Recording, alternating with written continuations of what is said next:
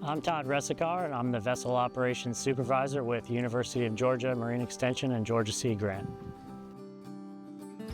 One unique asset that we have at our facility is a fleet of skiffs that allows us to take a number of passengers out into the field, on the water, learning about our estuaries, habitats, barrier islands, and even oyster farms. Yamaha Rightwaters donated 7 new outboard engines to our coastal facilities, 6 here in Savannah and 1 to our Brunswick, Georgia location. This generous donation from Yamaha Rightwaters transforms a fleet of vessels with aging engines to modern and reliable floating labs and classrooms. With these upgrades, we will be able to continue educating students and the public about the importance of our estuaries and the fisheries that they support.